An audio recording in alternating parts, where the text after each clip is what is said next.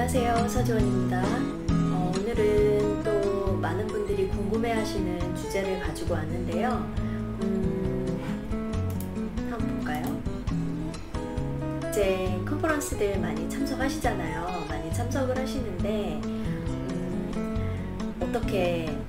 어떤 마음으로 가야 되는지, 가서 또 무엇을 얻어올 수 있을지 많은 궁금증들이 있으실 거예요. 되게 중요하다는 얘기는 들었는데, 그래서 컨퍼런스에 참석을 하는 데 있어서 어떤 전략을 가지고 갈 것인지 뭐 이런 거 가지고 조금 얘기를 해보려고 하는데요. 오늘부터 시작해서 컨퍼런스에 대한 얘기를 좀 몇 번에 걸쳐서 하려고 하고 있습니다. 그래서 우리 시작을 해보면요, 어떤 컨퍼런스를 가야 될지 먼저 생각을 하셔야겠죠. 본인의 연구 필드를 아시는 게 가장 중요하겠죠. 특히 행정학에도 굉장히 많은 컨퍼런스들이 있습니다. 가장 큰 거는 이제 아스파 컨퍼런스가 가장 크겠고, 그 다음에 PMRC가 있을 것이고요. PMRC 굉장히 아카데믹하고요. 그 다음에 비영리 연구하시는 분들은 아노바 컨퍼런스를 주로 생각하실 것 같아요. 그 외에도 그 아스파 컨퍼런스의 지역 컨퍼런스들이 있어요. 네코파라든지 세코파라든지 이제 그런 것들이 있는데요. 그 다음에 뭐 소셜 사이언스 관련된 컨퍼런스들, 예를 들어서 WSSA라고 하는 그런 컨퍼런스도 있고, 이렇게 지역별로 되어 있는 컨퍼런스들도 있습니다. 그래서 이렇게 다양한 컨퍼런스들이 있는데 다 가면 좋겠지만 뭐 학생분들 뭐 예를 들어서 버젯도 생각을 하셔야 되고 여러 가지 바쁘시기 때문에 모든 컨퍼런스를 다 따라다닐 수가 없으시겠죠. 그래서 거기에서 이제 전략적으로 선택을 하셔야 돼요. 그렇다면 일반적인 행정학을 가신다고 하면, 그러면 아스파나 PMRC 많이 생각을 하실 거예요. 요즘에 아스파가 조금, 물론 규모는 가장 큰데 교수들이 많이 안 가는 교수들이 많이 생겼어요. 그 이유는 프랙티셔너들이 너무 많이 오고, 그 다음에 너무 대규모로 이루어지다 보니까 세션이 너무 많고, 그러다 보니까 네트워크를 하기가 오히려 힘들다. 너무 많은 사람들이 와서. 그리고 세션이 너무 크고 너무 큰 컨퍼런스다 보니까 사람들이 너무 많아서 그 안에서 제대로 된 논의를 진행하기도 어렵고, 그래서 내가 연구 발표를 해도 크게 피드백도 못 받는다.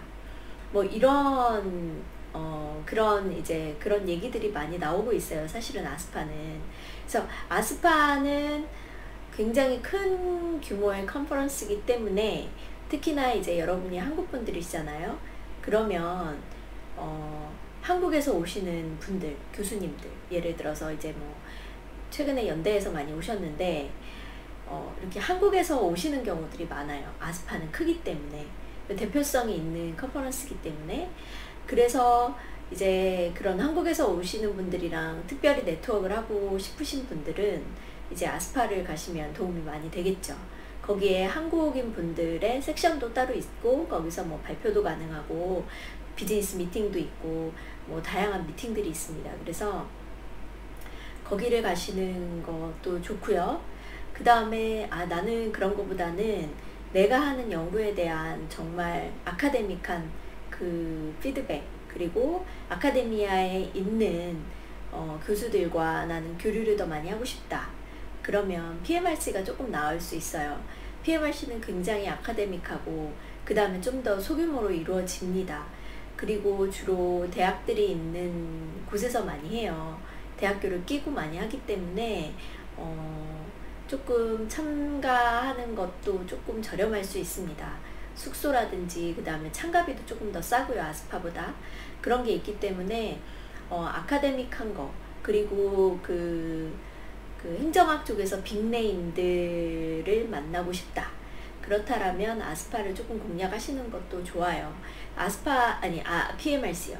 근데 PMRC는 아스파보다 조금 더 그래서 그 프로포절을 냈을 때 억셉턴스 레터를 받기가 조금 더 어렵습니다.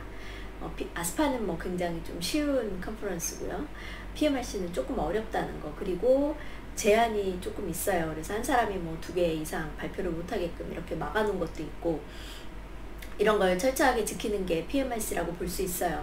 그래서 주로 이제 행정학에서 그 두 가지를 대표적이라고 말을 하고요. 비영리 쪽에 있는 컨퍼런스는 아노바 컨퍼런스가 제일 크죠. 가장 크고 몇백 명에서 올해 빼고 올해는 이제 버추얼로 이루어졌으니까 작년까지 했을 때는 거의 뭐 1000명까지도 오는 굉장히 크게 성장한 컨퍼런스라서 비영리 쪽에 연구를 하시는 분들은 꼭 가셔야 되는 컨퍼런스라고 말씀드릴 수 있고, 학생분들 경우에 이제 비용 문제나 이제 큰 컨퍼런스들은 주로 이제 대도시에 호텔을 끼고 하는 경우들이 많아서 좀 비싸거든요. 지내는 것도 비싸고. 그렇다면 지역 컨퍼런스를 노려보실 수도 있어요. 지역 컨퍼런스들은 조금 싸고, 그 다음에 그런 트래블 관련된 그런 스칼러십을 많이 제공을 하거든요, 학생들한테.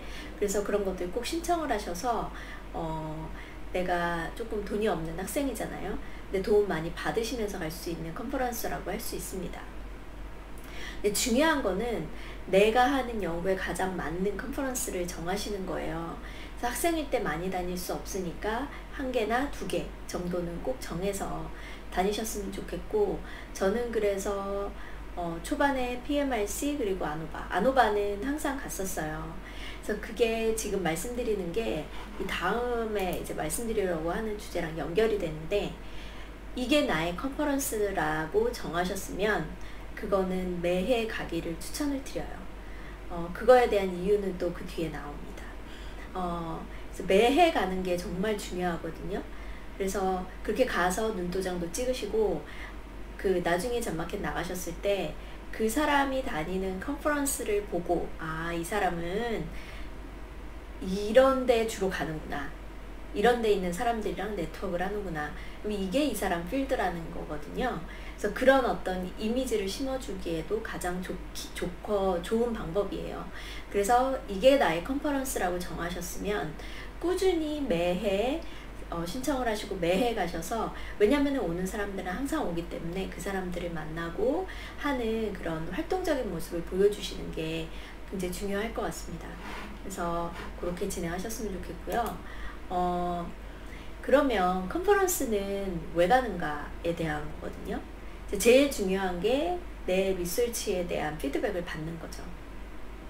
내가 발표를 하면 그거에 대해서 사람들이 얘기를 해줄 거고, 그 다음에 그거에 받는 피드백을 바탕으로 해서 내가 쓰고 있는 그 리서치 페이퍼를 이제 디벨롭 하시는데 도움이 되시는 거예요. 그래서 세션에서 발표할 때 이제 사람들이 질문도 하고 하잖아요. 그냥 단순한 질문일 수도 있고, 아니면은 이제 내가 빌딩한 어떤 티오리에 대한 거라든지, 아니면은 어떤 프레임워크 같은 경우에 대해서 질문을 하거나, 아니면은 정말 크리티사이즈를 할 수도 있는데, 그런 경우 단순한 질문이라고 하더라도 그게 조금 의문이 들기 때문에 질문을 하는 거거든요. 그렇기 때문에 그런 것들은 꼼꼼하게 챙겨 놓으셨다가 나중에 페이퍼를 수정을 하는데 꼭 활용하셨으면 좋겠어요. PMRC 같은 경우는 피드백이 상당히 고퀄리티고요. 아스파는 상대적으로 그래서 퀄리티가 조금 떨어집니다. 이런 거는 조금 감안하셔야 될 것 같고, 아노바 같은 경우는 모르겠어요. 비영리 쪽 연구하는 사람들이라서 그런지 몰라도 기본적으로 조금 친절한 면들이 있어요. 그래서 강하게 비판을 할 수 있는 내용도 굉장히 좋게 순화시켜서 질문하는 방식으로 이제 피드백을 주는 경우들이 있습니다. 그래서 이런 것들은 조금 감안하셨으면 좋겠고요. 그 다음의 목적은 이제 어떤 리서치에 대한 아이디어, 이게 뭐냐면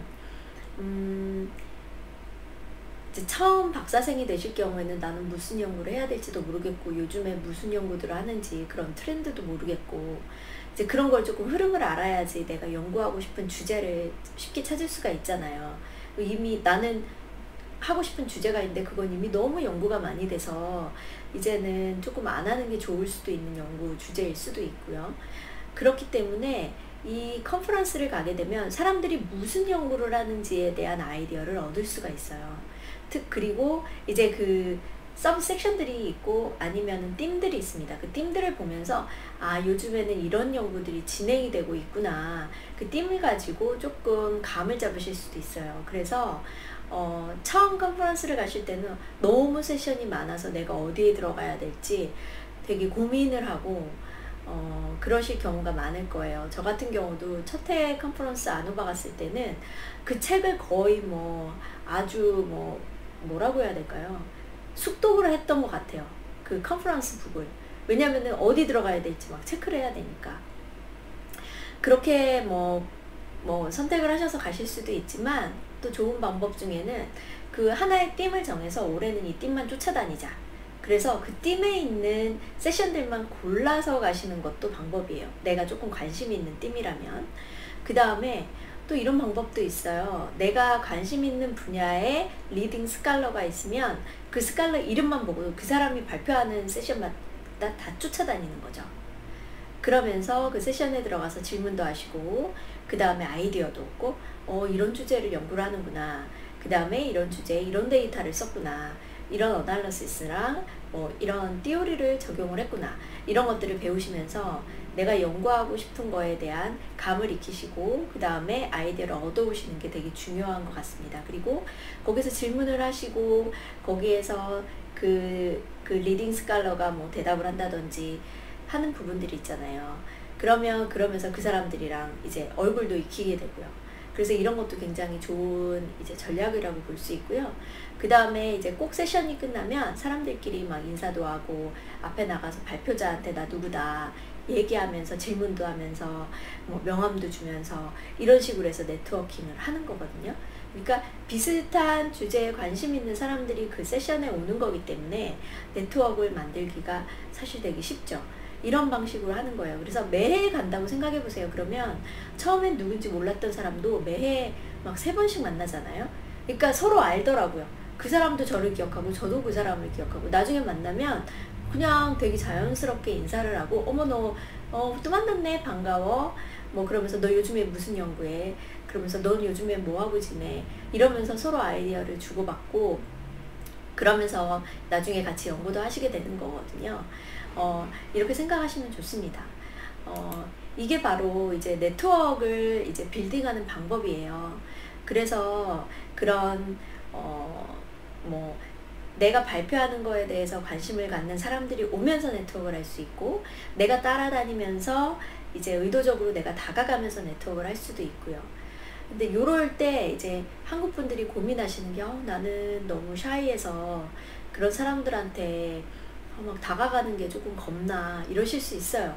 그러기 위해서 가장 좋은 방법은 그 사람이 하는 연구에 대해서 내가 질문을 자꾸 만들면 돼요. 서로 모르는 사람들끼리 처음 만나는데 할 얘기 없잖아요. 날씨 이런 얘기 빼면 할 게 없잖아요. 근데 가장 좋아하는 거는 본인이 하는 연구에 대해서 질문을 하고 그거에 대해서 너무 좋다 칭찬을 하면 싫어할 사람 없거든요. 그러니까 그 사람이 한 연구에 대해서 이건 되게 재밌는 포인트다. 그런 거 하나 기억하시고 그거랑 관련해서 난 이런 질문 있는데 이러면서 찾아가면 굉장히 친절하게 답을 많이 해줍니다. 그래서 이런 방식으로 그 사람한테 나를 알리는 거죠. 빌딩 네트워크를 어느 날 한순간에 된다고 생각하지 마세요. 이거 굉장히 시간을 들여서 꾸준히 해야지 네트워크가 만들어지는 거거든요. 그렇기 때문에 그 사람들을 끊임없이 바라본다고 생각하고 끊임없이 나를 알린다고 생각을 하셔야 돼요. 그러니까 조금씩 시납으로 그렇게 인크리멘털리 서로 알게 되는 사이 이거를 컨퍼런스를 통해서 하는 겁니다. 그러니까 처음 컨퍼런스 가실 때는 굉장히 어렵죠. 쉽지 않아요. 쉽지 않은데 그거 가지고 이게 소침하실 필요가 없죠. 바로 이런 이유 때문에 그렇고요. 또 좋은 방법 중에 하나는 그 컨퍼런스마다 서브 섹션들이 있다든지 하잖아요. 회비를 내야 되는 경우도 있고 그 다음에 아노바에는 커먼 인터레스트 그룹이라 그래가지고 회비를 안 내도 갈 수 있는 그런 섹션 비슷한 게 있어요. 이런 데는 그냥 가면 돼요. 그래서 저녁 먹는 모임도 있고 아니면 그냥 비즈니스 미팅도 있거든요. 그래서 저녁 먹는 것까지 너무 부담스러우시면 비즈니스 미팅 가서 그 사람들이 무슨 얘기 하는지 그리고 그 섹션에서 내가 관심 있는 섹션이 있으면 그 섹션에서 주최해서 발표하는 세션이 있어요. 컨퍼런스에 그런 데 가셔가지고 사람들이 무슨 얘기하는지 들어보시면 그 섹션에 관심 있는 사람들이 오잖아요. 그리고 멤버들이 오잖아요. 그 사람들은 그거에 관련된 연구를 하는 사람들일 가능성이 높죠.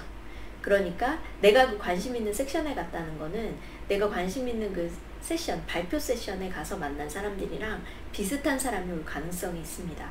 그렇기 때문에 그렇게 아주 생소한 자리가 아닐 수 있어요. 그리고 박사생이 간다라는 거는 내가 박사생이면 다른 박사생들도 오는 거잖아요. 그러니까 당장 뭐 시니어 교수들이랑 막 뭐 친구 되기 힘들잖아요. 우선은 박사생들이랑 서로 얼굴 익히고 이제 친해지는 그런 계기로 삼으셨으면 좋겠어요. 그 다음에 또 중요한 얘기가 하나 있는데요. 그 해야 될 것과 해야 되지 말아야 될 것들.